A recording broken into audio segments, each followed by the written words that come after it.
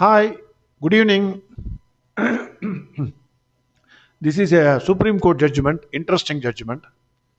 Sharp business system versus Commissioner of Income Tax. There are two issues actually. Many cases combined, Supreme Court combined all the cases and then heard the matter. Mainly, there are two issues. One is non compete fee. Whether non compete fee is a capital expenditure or revenue expenditure. That is question number one, which was before the Supreme Court. The second one is treatment of interest on borrowed funds invested by an assessee in its sister concern, and also provided as interest-free advances to the sister concern and its directors, whether such interest is an allowable business expenditure or not. This is the second issue which was before the Supreme Court. So I am going to give the facts as briefly as possible. So don't expect me to give the entire facts. Sharp Business System, SBS. It was in the business of importing, marketing, selling electronic office products in India. It was a joint venture between Sharp Corporation and Japan and L&T. L&T was also involved in the same line of business. With country-wide sales network, Sharp Corporation was involved in the same line of business worldwide. So SBS, it paid 3 crores to L&T not to involve in the business of selling electronic products for 7 years. Same line of business, so you don't involve yourself in this business for 7 years. Then SBL claimed it as revenue expenditure in its accounts. AO disallowed the expenditure, saying that the expenditure brought into existence an advantage of enduring nature and hence treated the payment, the non compete fee payment, as capital expenditure because it was for 7 years. The appeals filed by SBS before the Commissioner Appeals, Tribunal, and High Court all met the same fate. They all dismissed. They said, yes, this is not revenue expenditure, it is enduring nature, hence it is capital expenditure. So SLP was filed before the Supreme Court. Supreme Court looked into section 37(1). Supreme Court said, for an expenditure to be allowed under this section, it should fulfill three conditions. One, it should not be an expenditure described in section 30 to 36. I'm not going to give you what are there in section 30 to 36. You take the Act book and see. Two, it should not be in the nature of capital expenditure or personal expenses of the assessee. Three, such expenditure should be incurred during the previous year relevant to the assessment year under consideration. These are the three conditions. Supreme Court looked into various previous case laws, precedents, and the test laid down therein. Finally, Supreme Court looked into the nature and character of non-compete fee to see whether the payment is in the nature of a revenue expenditure or capital expenditure. The following features emerge.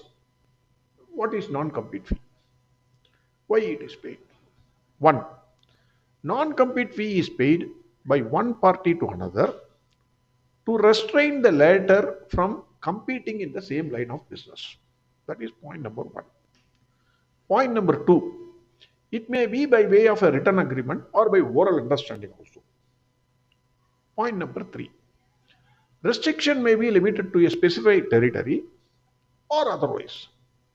Similarly, it can be for a specified period or otherwise. 4. Purpose of non-compete fee is to give a head start to the business of the payer. It can also be for the purpose of protecting the business of the payer or for enhancing the profitability of the business of the payer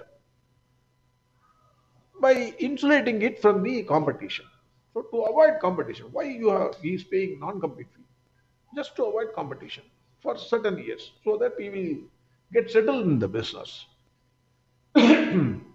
Supreme Court said that non-compete fee only seeks to protect or enhance the profitability of the business, thereby facilitating the carrying on of the business more efficiently and profitably. Such payment neither results in creation of any new asset nor accretion to the profit earning apparatus of the payer. The enduring advantage, if any, by restricting a competitor in business is not in the capital field.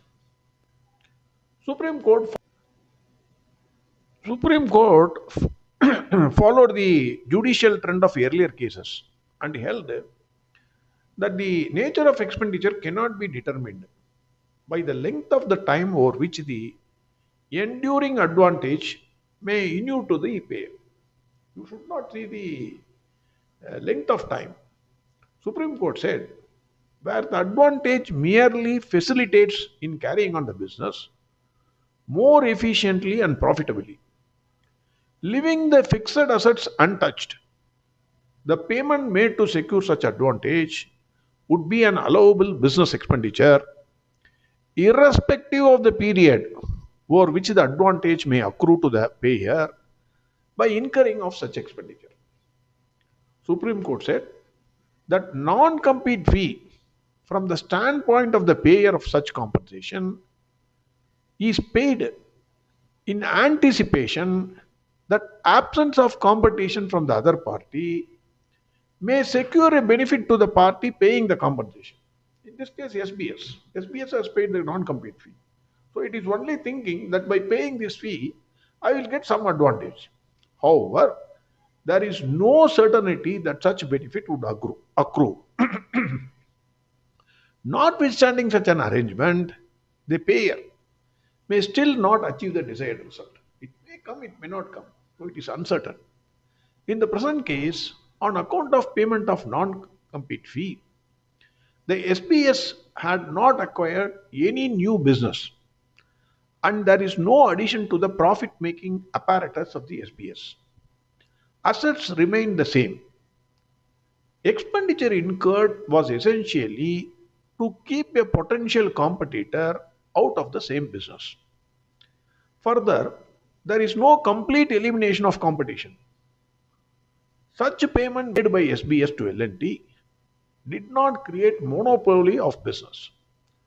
So, payment was made to L&T only to ensure that SBS operated the business more efficiently and profitably. Such payment made to L&T cannot be considered to be for the acquisition of any capital asset or towards bringing into existence a new profit earning apparatus.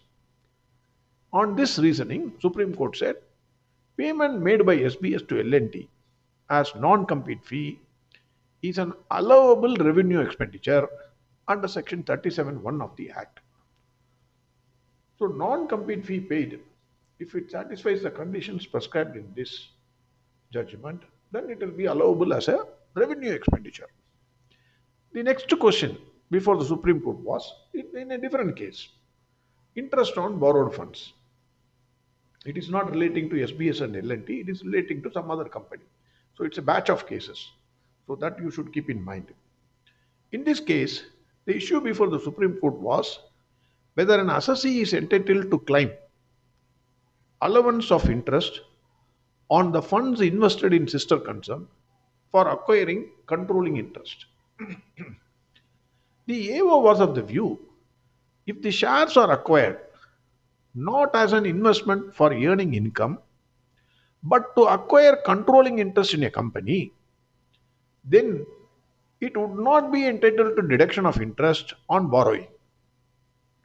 If the dominant purpose of expenditure was not for earning profit but to acquire controlling interest, it could not be allowed as deduction. This is the view.